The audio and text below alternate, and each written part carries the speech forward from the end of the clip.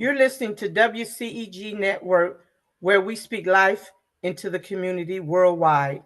Empowerment Group, where you can like us on Facebook, Twitter, your smart television, Roku, cable channel, Facebook, Fanbase, and Blue Sky. Search us for WCEG and subscribe all the social media platforms. My name is Damita Chatman. I will be your host for the next hour. Today, I will have Chief Magistrate Court Judge Cassandra Kirk.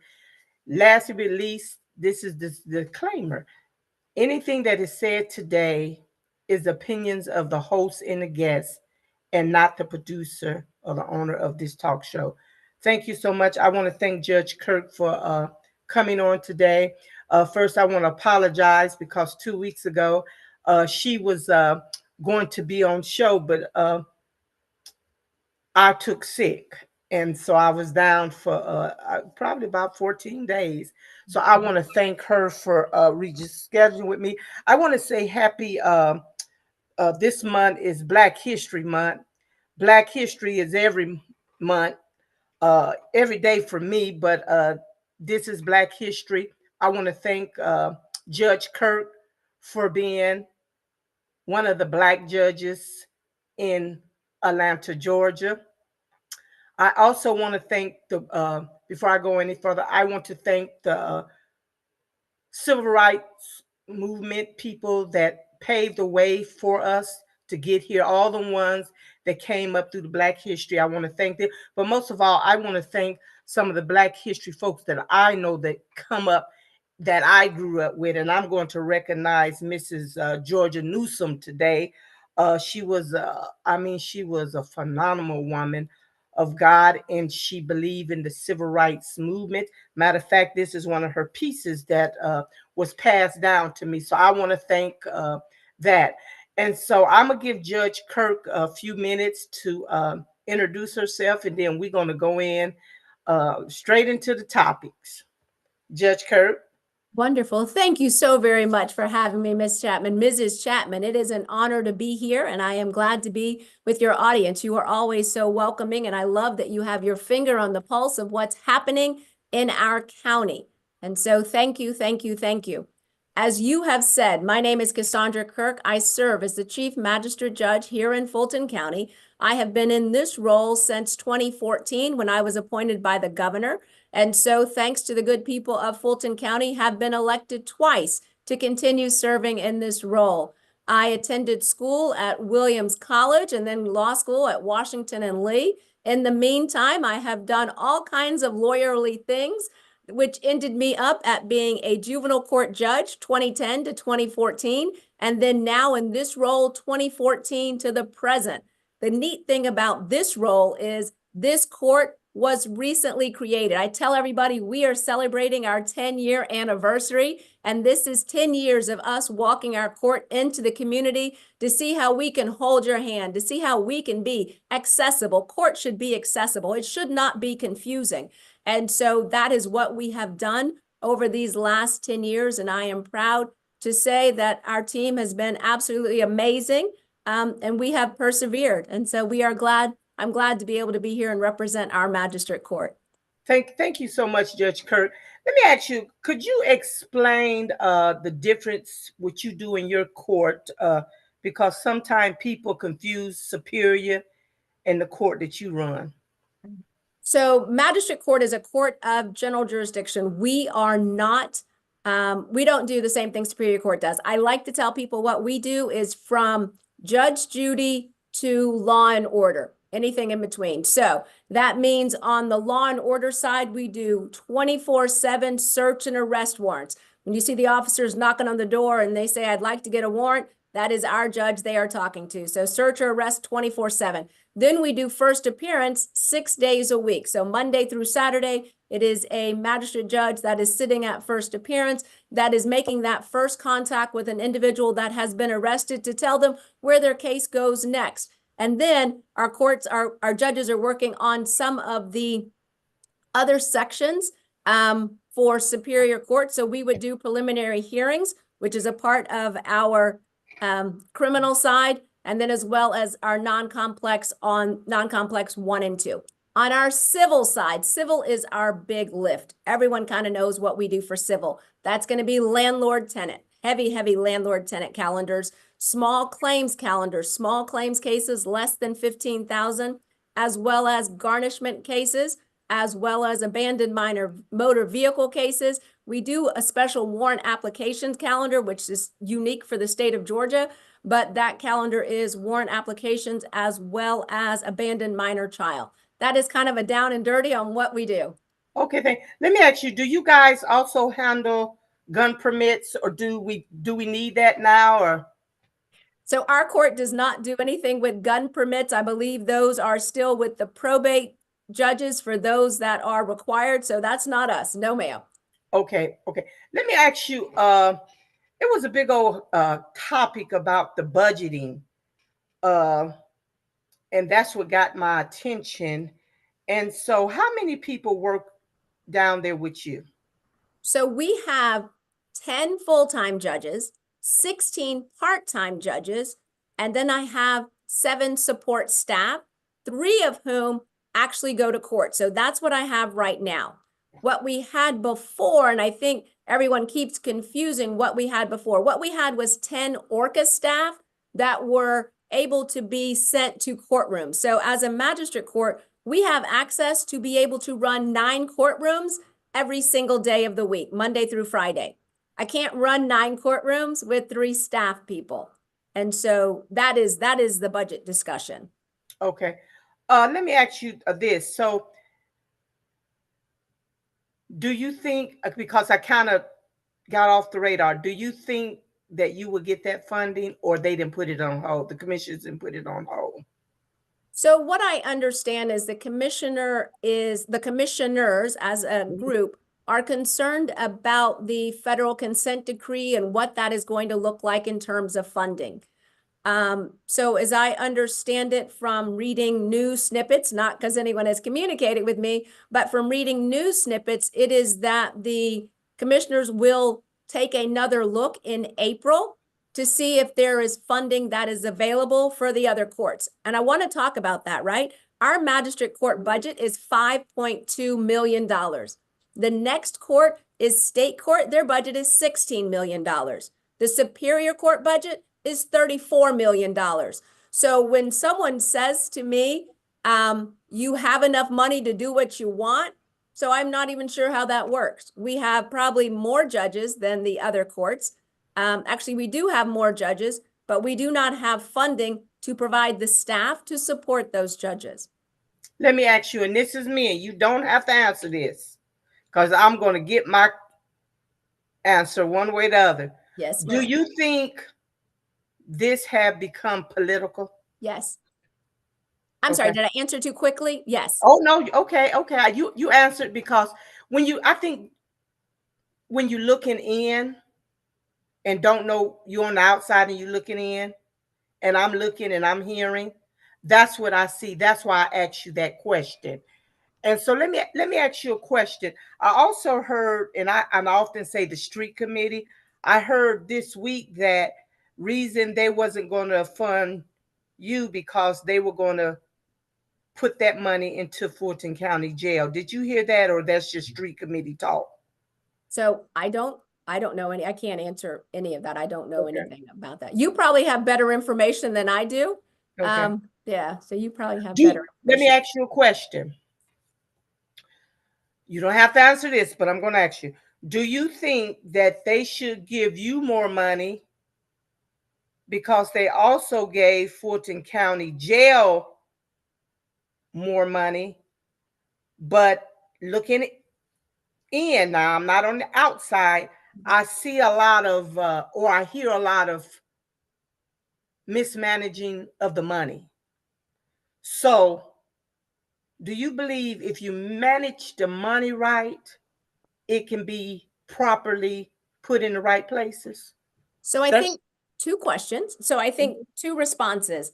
In terms of the money that has been allocated for magistrate court, I will say we have run a very thin, a very streamlined operation since I have been here. To be here 10 years, to have a court of almost 30 judges and only have $5.2 million. We have been putting Band-Aids on spit on everything just to make it work. So we have not mismanaged the money. I know there's a question, but that's not us. So the question, and then for budget for us, what we are asking for is 6 positions, right? I want to be able to support those judges that we send to court. And part of that is having appropriate and adequate staff. And so when I say we need 6 positions, I'm not saying we need 78 positions. I'm not saying I need 30 positions. I have had studies that have done of this court, and we don't have the number of people that the studies have said we need. So there's the first part of that. What we're asking for is absolutely what we need, mission critical individuals to help us run court and to run court efficiently. So the other thing that we also have to think about is there's staff, right? So when I tell you there are 3 staff that go to court, well, those 3 staff run from one courtroom to the next courtroom to the next courtroom. That's unfair to them. That puts a toll on them. And then if that staff is out, we are having to scramble to pull people off of phones, to pull people off of emails, to get people to actually be able to assist with just running court. And I think that it does not, I know it does a disservice to the people of Fulton County. My goal as a elected official in Fulton County is always to be transparent, but it's always to put in services where they are needed. A lot of what we did in these 10 years has been about accessibility, but it's also been about accountability. Our door is always open. And I want to circle back around on the last question. You said, do I believe that they can figure out where the money is? So I think Commissioners Arrington and Arrington and Barrett and Ivory helped point out where money exists. And so now the question is there a willingness for all of us as elected officials to actually serve the people that we say we are going to serve? I've taken an oath to do that. And so I am committed to Fulton County to do the best we can with the resources that are given to us. So. And I like what you say, you took an oath, because see, sometimes people take oaths and they really don't stick to those oaths. Let me ask you a question. You handle the evictions and so forth. During COVID,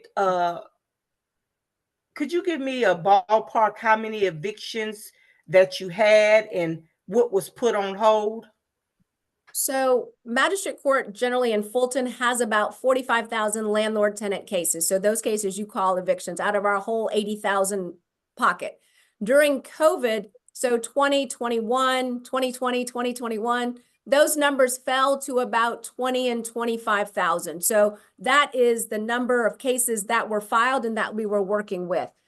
What was put on hold as a result of me making a determination that we weren't evicting people during COVID, getting a buy-in by the marshal that we were not evicting people during COVID, and then obviously speaking to our other counties around our other metro counties that we were not evicting people during COVID. All of those cases kind of were put on hold, but we were the first county to come back because we came back as a court on July 2020. And we came back with rental assistance. So we came back in a mediation only mode. We came back with rental assistance. And so Star C came, they had raised funds, and anybody that was interested in mediating, and is anyone that was interested in having rental assistance, that was available if they met those criteria. So those cases have been moved through for the most part, but understand when we started back up hot and heavy with people coming in, social distancing, the number of cases that could be put in a courtroom was reduced. We have now built up that number and we are back to in-person hearings. And so I will tell you that we are, I think, moving very well. Last year, we closed 61,000 cases, and that was with the support of those 10 staff members. So okay, let me ask you, do the work. Do you also handle these investors that's buying up the properties? So if there are issues as it relates to title or fraud, that's not in this court. So those people would go to Superior Court to get whatever equity ruling that is as to those cases. That's not with us. Okay. Do you handle the squatters We down do. in your court? Let me ask So you a question. we do. Okay, you do. Let me ask you a question. We have. I'm going to just talk about the city of South Fulton, where I live. We had we have a big problem with the squatters, and where we had, uh, and I want to give Chief Meadows and them out, the police department, kudos, because they came in and they took action. What do you do to get those squatters out of those homes that have taken over the homes, or the ones that has took a domain over and say this is my property? What do you do about that? Well, so last year, I believe April 2024, the state legislature decided what to do. And so they made it a civil path as well as a criminal path for those squatters cases. And part of what we did, we as a court, when we did like our landlord tenant town hall, when we also did our communications with our municipalities, was to let them know what the law says, what it is, and how we would be moving these cases. And so depending on how the cases come into us, they come either from the police department. Actually, they come from the police department, and that routes us, particularly from the criminal side. I know from City of South Fulton that Chief Meadows had cases here probably starting as soon as cases were available, when those laws became effective. But they have been doing an amazing job just moving the cases according to statute. And so because the criminal cases, we do those once a week. We will run those once a week. Parties get noticed through the police department, but they know now that we are running those cases once a week, which I think helps with people expecting or knowing what to expect as court runs. Our civil cases, we run those once a month. Those are less right now because I think the police department is really taking the lead in the municipalities on how they are exercising jurisdiction over these cases. Let me ask you, you say you run juvenile court also down there, right? So no, I used to run juvenile. I used to be in juvenile court as a judge. Okay, I let me no ask longer. you, when we have problems with teenagers skipping school or truancy problem, do that how do y'all handle that? So I am unsure how the juvenile court is doing that now. I left juvenile court in 2014 to come here. So I do know that there are truancy laws, but I don't know what juvenile court is doing. I'm certain that they have some programs, but I don't want to speak to that. I don't know. That's okay. You just did you've been doing a mock court with the school systems. Let's talk about that. How that program been working? You just had Westlake down there, correct? We did, yes. This afternoon or this morning, we had Westlake High School who came to visit us for our Bang the Gavel program. And I am excited to say the students came in, they were able to see civil case, a criminal case, and then they were able to make the fact pattern for them to be the lawyers, the witnesses, the bailiff, the jury for the mock trial that we did today. And so because it is Valentine's and around that area, they actually did State of Georgia versus Cupid. And they got the fact pattern together and they prosecuted and defended the case and the jury made a decision. So yes, it's something we've been doing. I'm sorry. Yeah. So it's something we've been doing for about 3 years. And we've had over 300 students to come in. So yes. All right. Did you, looking at some of them kids, do you see some future lawyers and judges? Absolutely. Absolutely. There are some talented students. One of the interesting things is the students get to ask the questions. Like they have an attorney or a judge that is their team, like is their coach, but the students are the ones that are making the questions for the defense, and so they are thinking above where I would think they would be, but they are very impressive. This group today was very impressive. Right, good. Let me ask you this. I did a little research this morning while I was at work, and they said that your court has resolved 58,786 cases, and that's including almost 18,000 that was filed in 2023. So That would have been our number before December 31st. As of December 31st, our number is 61,406 cases for all of 2024. And you are correct, 18,000 2023 cases, 37,000 2024 cases. And then so obviously we are closing other cases from as late as 2019 on. But yes, Okay. yes. And maybe roughly between December 16th and December before Christmas, you had about 11,000 evictions. It is possible.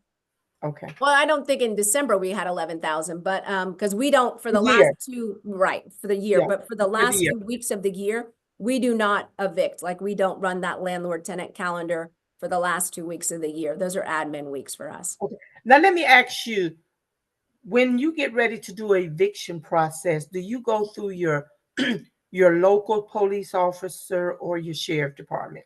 So in magistrate court is the marshal that evicts those individuals that come through us. The marshal does service for magistrate court, but the marshal also does those evictions.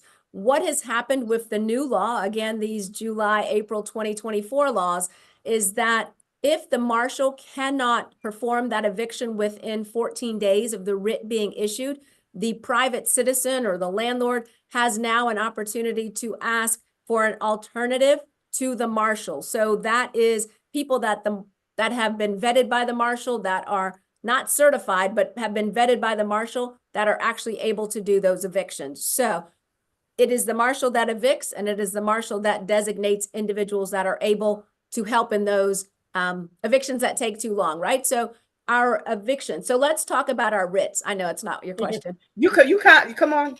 Last year alone, we reviewed over 13,000 writs. So for the whole year, in addition to those other cases, 13,000 writs were reviewed, which means each week, we probably get about 300 or 400 writs dumped into the queue, which means a judge, a full-time judge, a part-time judge, they have to work through those writs.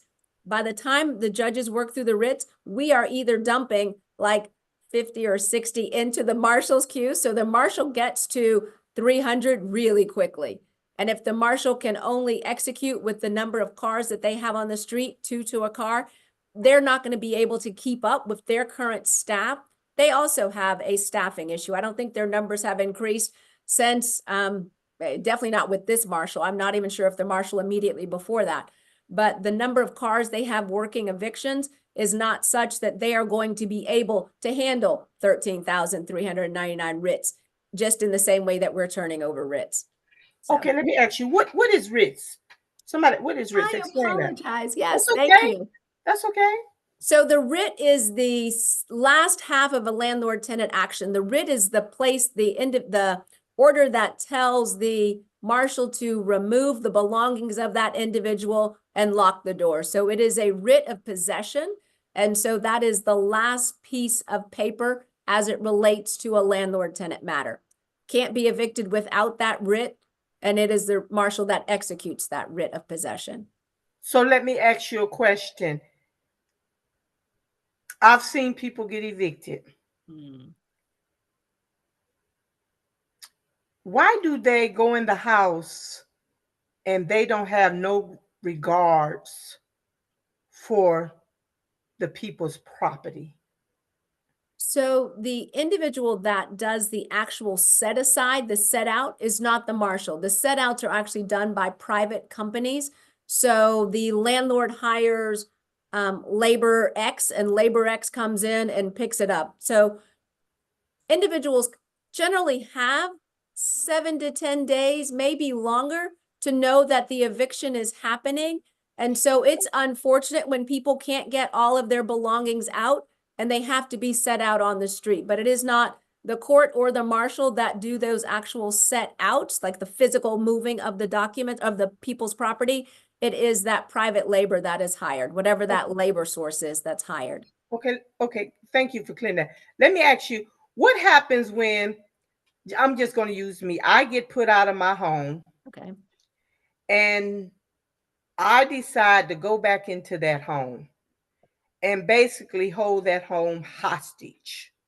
What happens in a case like that? So I think law enforcement probably has a couple of they probably have a couple of opportunities to assist you in moving. There is obviously criminal trespass. There is now the new squatters law. There may be other avenues for them, but I know that there may be a criminal option for them to move forward, right? The eviction itself, the landlord-tenant action itself is a civil matter and so is handled civilly. However, if individuals return to property they should not be on or stay longer than they should be, then it is possible that criminal action may be taken. So that's when the local police can intervene, correct? Yes. Thank you for clearing that up. Let me ask you this. Since you've been in court, have you had a case where someone has gotten hurt during this eviction process? So I know that I'm having to remember.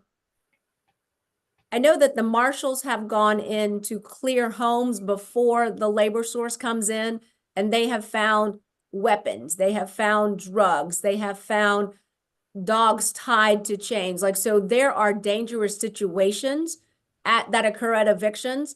I have not personally been on site during an eviction so I can't answer that. Okay. Let me ask you, you just said some, so I'm going to come back. Do you handle the dog cases also? So our court does do environmental calendars as well as copy of charges calendars. So yes, we do. Okay. And at the North and South Annex, yes. Have you seen dog cases come up where um they're renting the homes to breed dogs out of, No. etc.? Have you? So I'm not saying it has not happened. It has not been a case that's been before a calendar before me, but I am certain that those situations may occur. I am just not familiar. I'm not saying they don't, but that would be a case that would come before us, and more than likely it would move over to the Solicitor General's office quickly. Okay. I know that the city of South Fulton have a dog leash. Do you, when those cases, do they come before you or do they come before the judge, like in the city of South Fulton, Union City, etc.?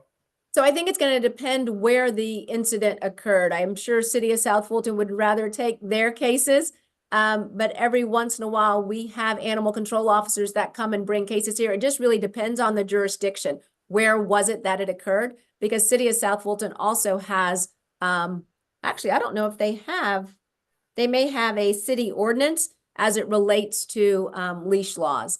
But if Yes. it is moving as a state case, it would come to us. Okay, great, thank you. Let me ask you, give me a rough estimate. How many civil cases dealing with? Wait, let's go back. You say you handle bankruptcy cases? So garnishment, not bankruptcy. Okay, garnishing.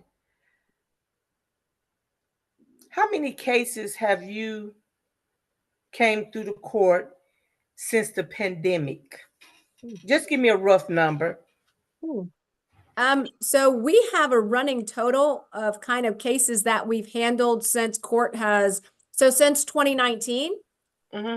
So since 2019, there have been over 420,000 cases filed in our court. Right. So Wow. 2019 through 2024. And we've closed 372,000 of those. Oh, wow. That's we amazing. We run very, very efficiently. So yeah. Wow. Let me ask you.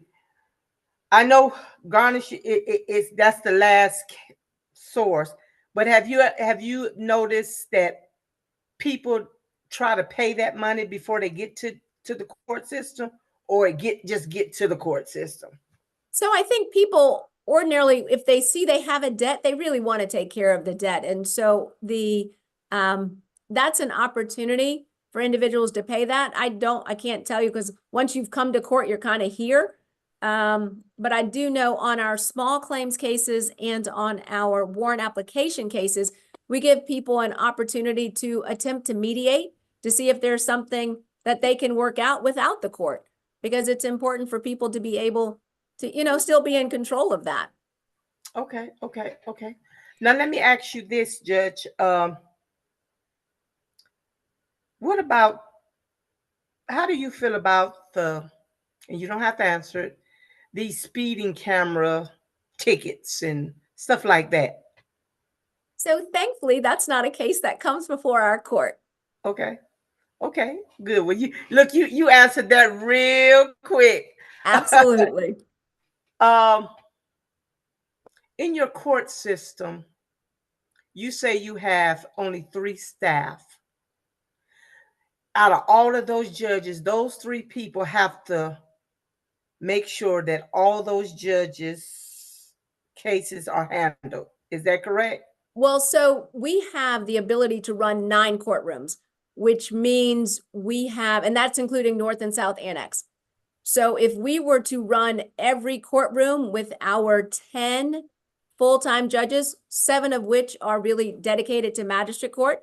So if we are doing that, that means I've got 2 part-times that are working as well as 2 part-times as well as the 7 full-times that are working. And so, yeah, I only have 3 people to play the video, to make sure the evidence is where it's supposed to be. So a lot of what we do, a part of accessibility for our court, and it is that we have videos for our landlord-tenant cases, for our small claims cases. And the videos are really just explanations for what's going to happen. It sets the standard for how court moves, and it standardizes across the courts how, when you come to court on Monday, it's going to be the same video that plays on Wednesday. It's going to be the same video. And so people will have that same experience, and it helps align people with what happens. So yes, I have 3 people. 2 of them are JAs. One of them is a supervisor who is now no longer in a supervisory role because he is in a all hands on deck role. So now you say you go from North Annex to South Annex. right. With 3, basically 3, those same 3 people? Well, so those 3 staff members would actually be on Zoom. The judges would be in person. The staff members would be on Zoom. And they are making sure judge has calendar, making sure if there is evidence that's coming. For any cases that are actually being held in person, we encourage people to bring your evidence, right? Unless it is a hybrid case or something we're doing online, everyone else should bring your evidence in person. So.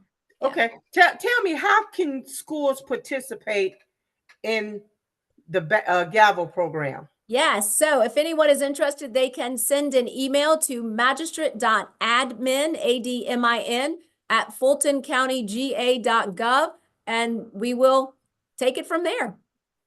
Okay. So today, if I ask you to say something to the voters, because I think is this budget? No, the commissioners vote on the budget. Right. What would you say to give those voters the information and to say to those 7 commissioners? I would say that the Magistrate Court of Fulton County is a court that believes in informing, engaging, and empowering our community. We are a court that over the last 10 years has slowed processes to be able to see the people that are coming into our court. What that means is we have gotten more efficient in how we run our cases, how our calendars treat people, and with the appropriate staffing, we can continue to run at the efficient levels that we ran last year. One of the things that we realized when I opened 2024 was that there was a number of 2023 cases that were left open, and we had to do something. I immediately got together a landlord-tenant stakeholder working group, and that group has worked with us diligently to look at how we are doing our landlord-tenant calendars, and as a result, we have become more efficient. I would encourage our commissioners to first come across the street to see what we do, to ask questions about how our staff interacts with us, and just to simply treat our litigants the way we treat our litigants. And that is to show them the respect of taking time with them, but also providing those additional accessibility steps that we have done. I want to tell you that 2 things that we do that is unique to us. We have a magistrate court chat bot. It is called Maggie. last year alone, I've got stats on this. Last year alone, Maggie handled, I want to say like 13,000 conversations. I just need to make sure I'm looking at the right chart. And what that does is that gives our staff an opportunity not to have to be on the phone with someone, right? Because if Maggie can take that conversation and help that person find the information they need, that's a win for them. The other thing is we have, here it is. Sorry, I'm looking. Okay. I'd opened up a couple of charts so that I would have them just in case you ask me some questions.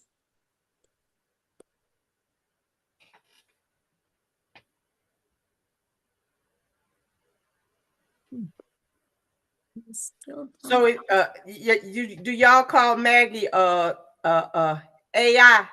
So she is absolutely AI. She is our chatbot. Here we go. Maggie processed 21,956 conversations in 2024, which she handled 73% of the conversations, transferring only 3,688 to our team. So that gave our senior staff attorney an opportunity to do other work other than just simply respond to emails, respond to the phone. And it allowed us also to move some of our court staff off the phone lines to answering emails as well. So that savings, and Civic Plus, who is the entity that runs our, the entity that runs our chatbot, not our chatbot, our website, estimates that at a cost saving of $5 per conversation, that Maggie alone saved our magistrate court $91,000 in 2024. So just being able to handle those. So Maggie saved you guys almost $90,000. Yep. Now this is just me. Why wouldn't they put that $90,000 back into the court system?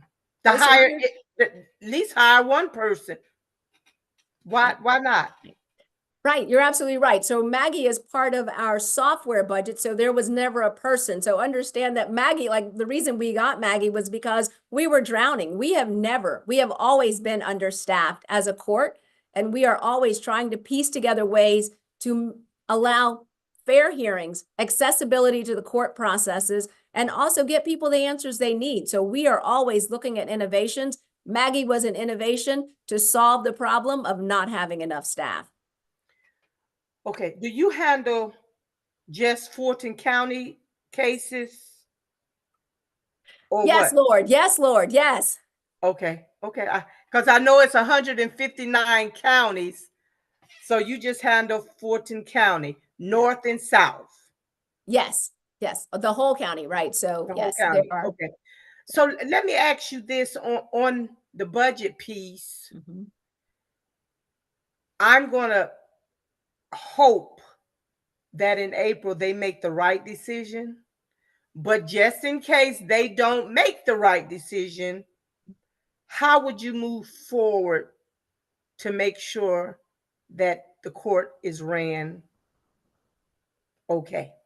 So we have been in this most recent deficit since August, let's say September 2024. And so in May 2024, February 2024, I began asking for the resources we need to be sustainable. When the staff and money and resources went away in August 2024, we basically scaled back on how many courtrooms we were able to run. And so we were running courtrooms. We were running 3 courtrooms kind of every day, 3 courtrooms plus first appearance every single day. As we've come into 2025, and I realize, we just had our budget discussion. I just recently created a new order of business. The order of business it tells kind of the public how we will run cases. It also tells the clerk how to schedule cases. Our new order of business has calendars starting 1 at 9 o'clock, 1 at 9:30. 1 at 1 o'clock, 1 at 1:30. So we are doubling up on the number of courtrooms that we are able to use, but it is because we are staggering how we run court.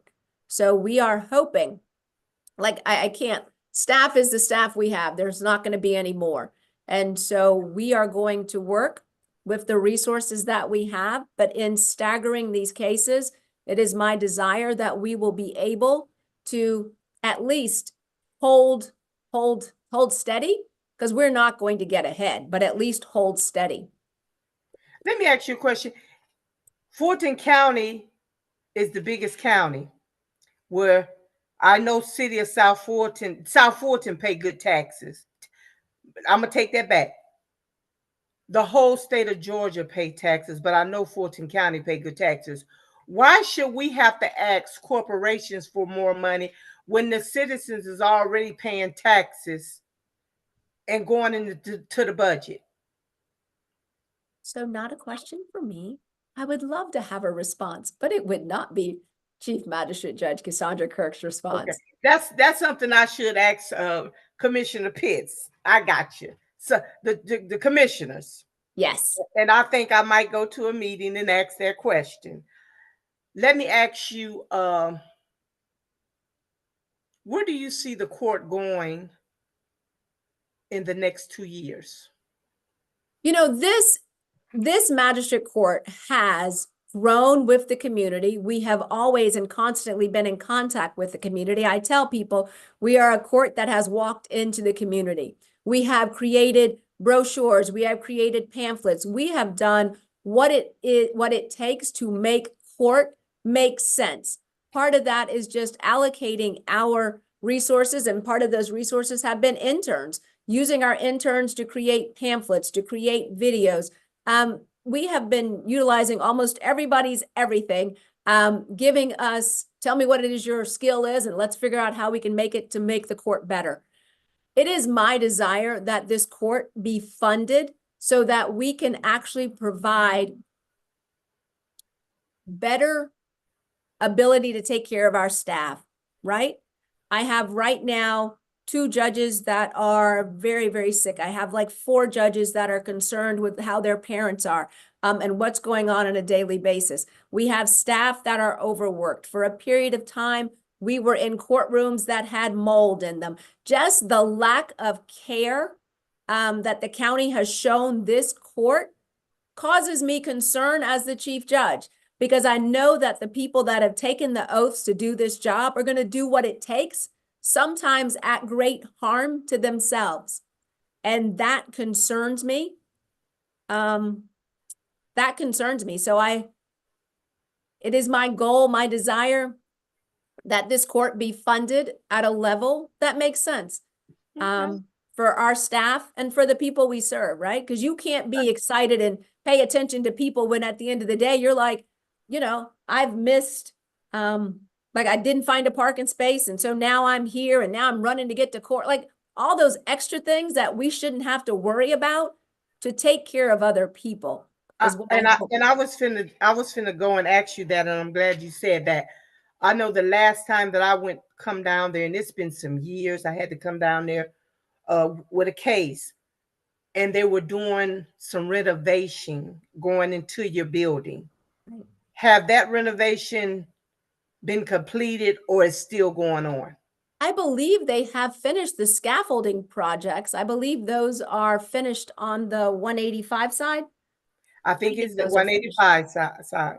Those are finished. Okay. So,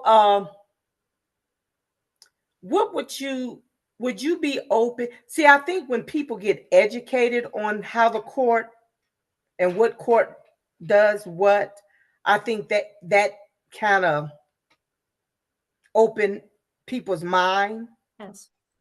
Because sometimes people think that the superior court handle one thing where it really falls under you. Let me ask you this: are you the chief judge down there? So you're over Judge Kenya Johnson and all of them? No. So I'm the chief judge for our magistrate court, and only the 26 magistrate judges that serve with us. So no, every other probate. Yeah. Okay, got you. Thank you for clearing that up. We're coming down to the wire. Tell me what you want the people to know that we didn't cover about your court system. Thank you for that. So I want people to know that we have a REACH clinic. Our REACH clinic is the Rapid Education Assistance Court Help. What does that mean? It basically means that there's a self-help clinic that is staffed by a senior staff attorney that can help you work through 3 types of cases: small claims, garnishment, as well as warrant application. The other thing is that if you have a landlord-tenant case, you are a tenant, there is a housing court assistance clinic that is also on site that can help you work through those cases. If you are looking at magistrate court and you're saying, hey, I don't know what to do, go to our website. Our website I created back in 2014, 2015, when I first got here with the help of Zelia LeBeau in Superior Court. We actually created this website. The website was revamped as a result of a grant that this court received. And so we are putting good information for people on the website. Follow us on social media. We have a Facebook, we have an Instagram. Follow us on social media. There is good information posted there. It is important for people to be informed, educated, and empowered. And part of that empowering is reading the information, just knowing that it exists. So that is it. That is what I'd love for people to know. Could you type in give the website, if you can type that in, and Absolutely. the REACH, repeat that name again for them. Great information. I'm going to say to you, Judge Kirk, don't give up. I believe that change will come, and you just have to. The community also have to be able to stand behind what you want. We often complain, but we don't never come up with solutions, especially to help you guys. Because at the end of the day, the commissioners, you guys work for the taxpayers. You were appointed, but you got to be reelected, correct? Yes. So we have to reelect the judges, and the judges is very important. I'm going to say, I'm a advise. I think you have been doing an excellent job. I have been following you. I don't care who you uh, socialize with, what group, you know what I'm saying? You have done an excellent job. Thank you. And in the role that you're in,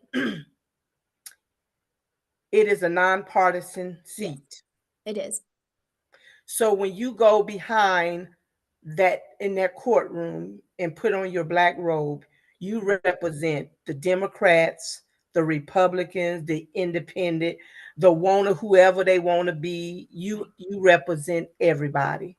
Absolutely. And so I can honestly say that what I know about you, you have always been fair.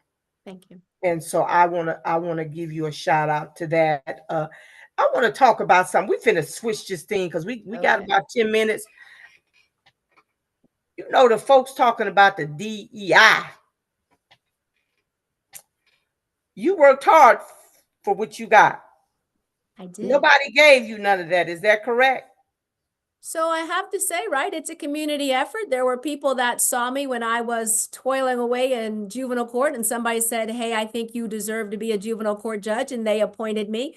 But it was because you are absolutely right. So I got an education. I went to Williams College, a very good liberal arts school. I went there, and then I went to Washington and Lee University School of Law. I have studied to be a chief judge. I have also studied under the National Association of Court Management. I have studied under National Center for State Courts. And so I am child welfare law certified, which is a national certification. I do, I have studied to be in this role. I have, I appreciate you saying that, but I also know that people had to look around and say, who is it that deserves these roles? And there were people that tapped my hand or tapped my head and said, yes, you. But at the end of the day, you don't get to stay if you don't do the work. And I think that's the piece. In order to do the work, you have to be grounded in what you know and some education, some experience. And having had life experience helps me sit on this bench and do what it is we do, because we are the people's court. And you've got to have been with people in order to know how to handle these cases. Right. And I'm going to say this, where I come from, we don't see folks that look like me on the court, in the court. Right. What can you tell the young girls that want to travel down the road that you travel down? Right. I want to say absolutely go for it. Go for it. But here's the other thing I will say. Be on your P's and Q's, right? It's not about how you look when you come in. You want to be respectful, but you also want to turn in your absolute best work every time you turn something in. Make sure you have crossed your I's and dotted your T's. If you need help with those things, please do that. But I think these opportunities for young people, particularly young Black women, the door is open. You just have to be able to maintain and hold that coming in, right? So if you're sitting in class, you don't need to sleep in class. You don't need to wear your curlers to class. Come to class like you came to business. It is all about business. I have the joy of having parents. My dad was born in 1918, so I grew up in a very different, like we were not very loosey-goosey people. We didn't have a lot of loud noise in the house. We didn't have a lot of music in the house. But we were all about the education. And so get your education, can't be taken away from you. And that's not something anyone can ever hold against you. Okay. Let me ask you, I just had a senior moment. That's what happened when you're almost 62 years old. You What a have a senior blessing. moment. Let me ask you this. Do you guys do mentoring programs for anybody? So not particularly. The program that we had this morning, the Bang the Gavel, is an opportunity. It's kind of a soft touch. It is not a long, extended touch. The opportunity for us to sort of mentor would be with our internships. And so we have had interns that have been a couple of summers with us. We've had interns that have come in and then gone off to law school. So we've had a wide range, and we do interns from high school to high school, college, and law school. So we are open to interns, and that's something that we have done probably for about 7 years, 7, 8 years. Okay. Let me ask you, is your interns only for high school students? Is it just high school? Nope. So it's high school, college, and law school. Okay. Okay. What about somebody that I met a man over at Publix, and he caught my attention because he was talking and he said he was going to law school. Oh, He said he was like 60 some years old and he was going to law school. okay. And he was, saying, so what about people like that? Could they get interns with you guys to learn also? Absolutely. And one of the things that we will open up, just given our short staff, is, and we have done this in before, is just have volunteers that come in. So if there's somebody that says, hey, I want to come answer your phones, come on down. We'll train you, figure out what it is you need to do. Make sure you pass the background check. But absolutely, we welcome interns from all phases, stages of life in their career, and then obviously our volunteers. And so as a matter of fact, to run our Bang the Gavel program, I had a former employee that came back to help us today. So, yeah. Okay. So I got a question. How do you get involved in the intern program? If you, that same magistrate.admin, if you send an email there, it says you are interested in the intern program, I will send a Zoom link. We do an informational interview first so people know exactly what this intern is about, what this court is about, and what will be expected of you. And then if you are still interested, we send out an application. You fill out the application, and then we will say yay or nay. Okay. In closing, I'm going to give you to do some closing remarks. All right. And what's your closing remarks? I want to say thank you very much, Ms. Chatman. I want to say thank you to the citizens of Fulton County, to the voters of Fulton County. It has been my high honor to serve as the magistrate court judge here. It has been my high honor to be elected as your chief magistrate judge. I love the way that we are able to work with our community to transform how it is our court serves you. And I commit to you that we are going to continue in that vein. It is our desire to continue to inform, engage, and empower our community, and we are here to do that. If you have questions for us, please contact us on social media. We are here. We are here to serve you. Thank you again, Ms. Chapman. Thank you. Before when we end, I don't want you to get off. I want you to stay on for a few minutes.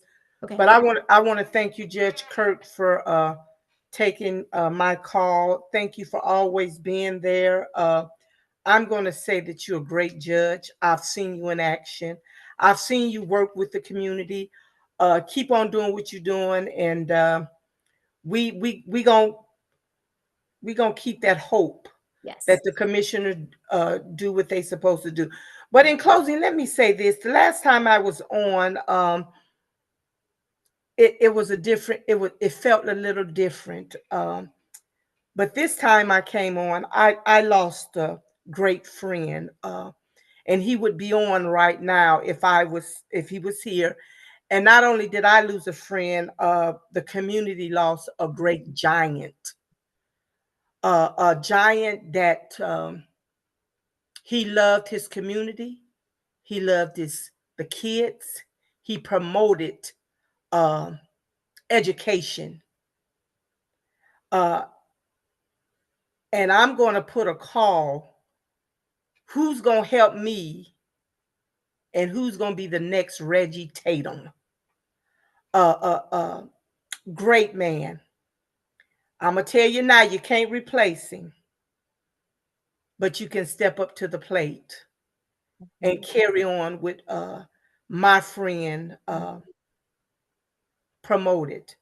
And he promoted, and I can say this because I knew him well, and we had conversations and we had I know he promoted Judge Kirk the way she ran that court. Not only Judge Kirk, but Judge Johnson, Judge Tiffany Sellers, and he would.